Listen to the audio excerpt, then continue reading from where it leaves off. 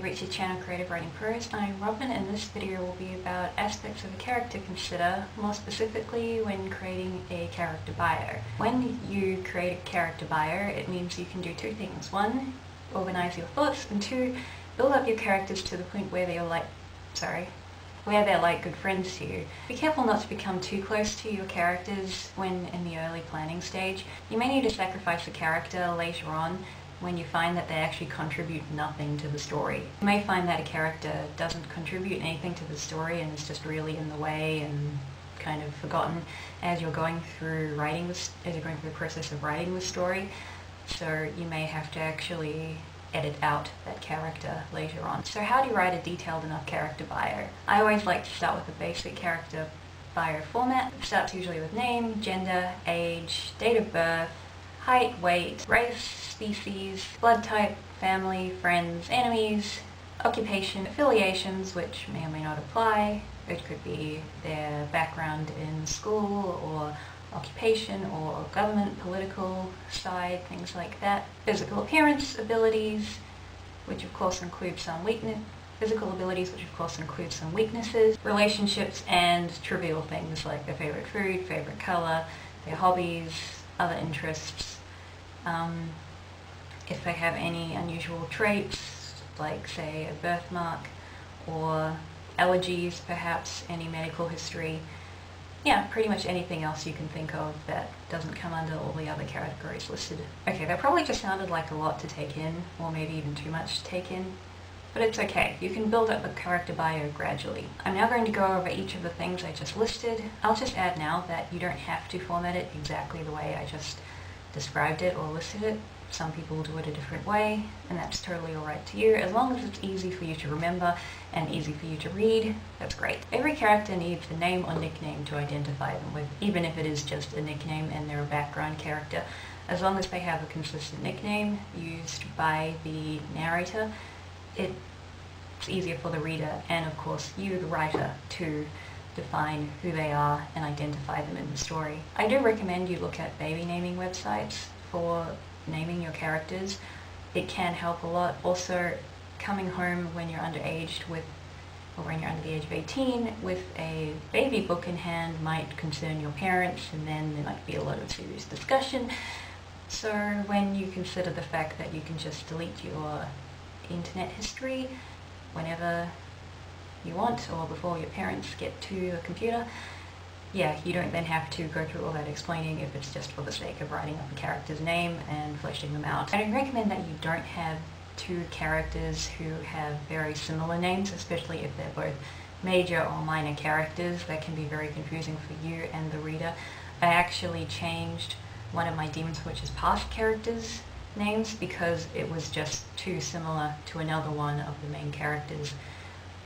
And that was actually one of the best bits of advice I got from my partner about my story, was changing that character's name. You can have two characters with similar names for the sake of humor, but I kind of don't recommend doing that too much. Depending on cultures, double names, middle names, things like that may or may not be appropriate. You really should do your research when naming characters that are from another culture than you are. Just put that into consideration. When it comes to characters, gender is usually a very simple decision. When I name my character, whether it has a gender neutral name or not, I also always put the gender down just so I know what's what and makes it easier for me. Also, you could have a character with an atypical name considering their gender. It's becoming slightly more popular now. A character's age and date of birth can tell a lot about them. If you believe in astrology, numerology, things like that, it can help with that. Also, of course, their age can determine how insightful they are or how young they are, or maybe they're atypical for someone of their age. Do they fit a typical description of their age group? That's a legitimate question you're going to have to ask. Are they mainstream? Do they age at all? Also, depending on the age of the audience you're writing for, that will sort of determine the approximate age of your character.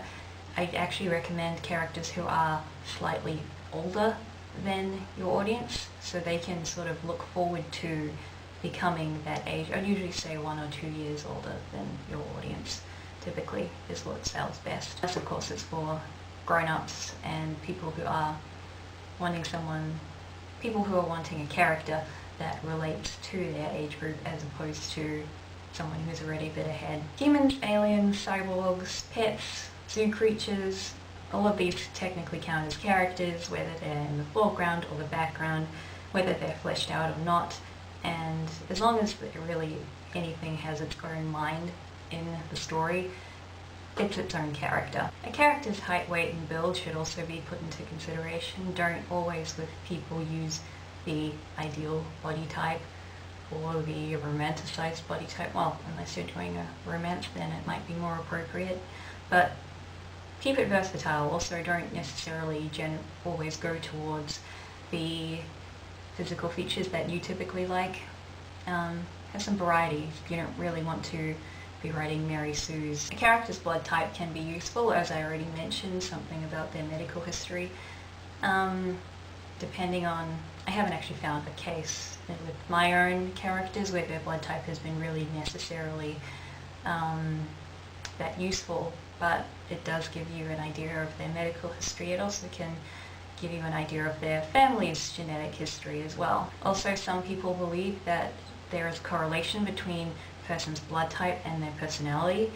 So if you want to flesh out a character's personality in a different way, then you could consider using blood type to determine that. Talking about family more, listing the main character's relatives and friends and also their relationship with them a bit can really help outline them as people and also who they're close with, who could intentionally or unintentionally stop them in their process of going through the plot and coming to a resolution. And of course, love interests can also do all of those things. Also, a character's occupation, if they do have one, including students do count as occupations, that can tell a lot about a character, who they are, what they do, and also the resources they can have access to.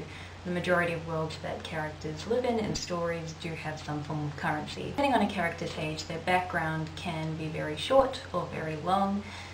The more detail the better, but I wouldn't get too bogged down into the minor details. I would focus on writing about major events in their biography as far as their background goes. The character's personality should remain consistent throughout the plot unless there is a serious turning point that has been identified in the story as you go along. Also, don't just flip-flop back for no reason to the way they thought before or what they believed before, unless there's a good reason for them to doubt the new revelation that they came across during their path. The character's personality and the way they think and talk affects the audience.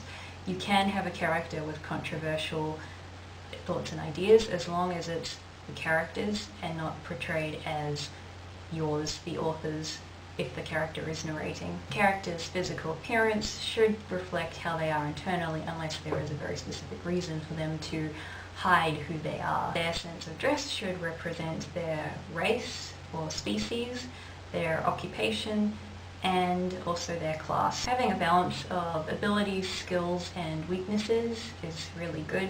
It shows that your character can actually be challenged, and those challenges can be very difficult, while them also having some easy times during the story. The characters' relationships with their friends, family, spouses, and work colleagues, pets, whatever else, should be noted somewhere. I usually keep these relationship ideas very short and let the story flesh them out as organically as possible, which further makes my characters seem to come to life. If you don't like that idea, you can flesh them out more in the planning stage. It's really up to you. Finally, the odds and ends, the trivia, the other bits and bobs.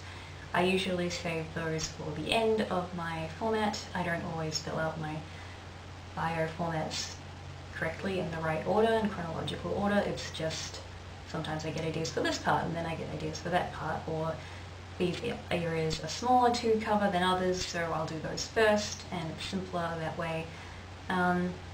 Yeah, filling out bios can be exhausting, not always fun. Planning is grueling, but it's necessary. Yeah, don't you tell me in the comment section below what character building problems you've had. That's all for today. I hope this video was useful for you.